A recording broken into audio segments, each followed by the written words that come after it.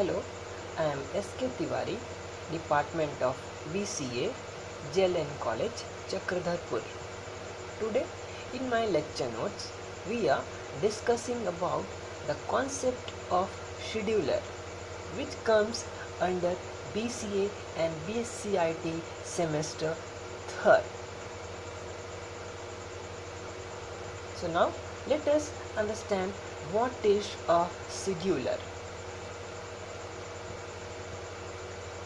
Scheduler.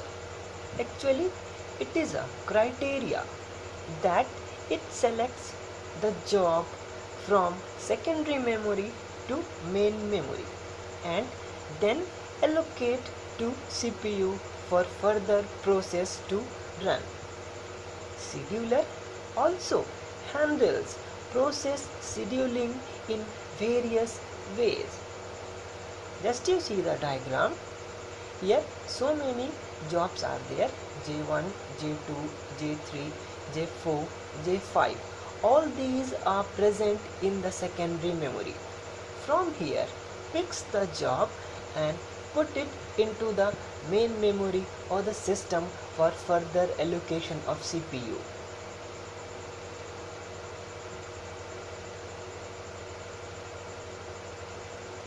Now, what are the types of scheduler? There are three types of scheduler: long-term scheduler, short-term scheduler and medium-term scheduler. Now let us understand one by one. First, long-term scheduler.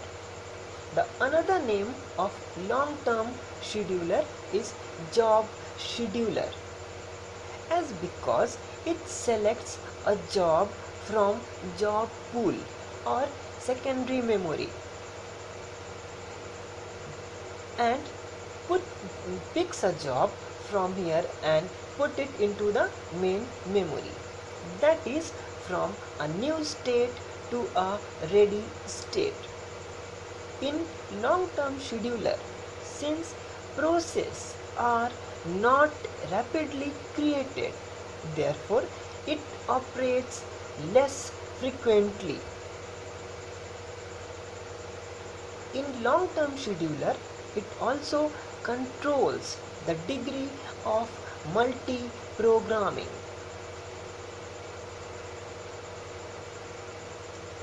Second, short-term scheduler.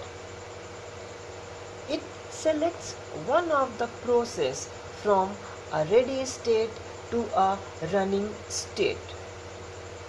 In short-term scheduler, CPU allocation is there for every process, so it is called CPU scheduler. In short-term scheduler is used frequently.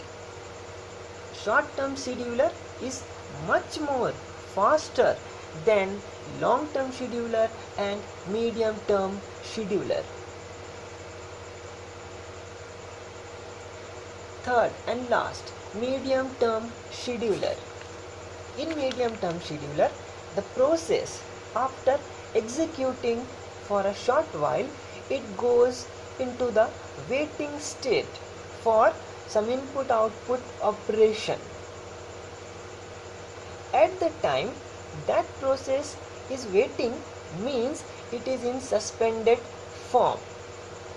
Now the suspended process is transferred from main memory to secondary memory.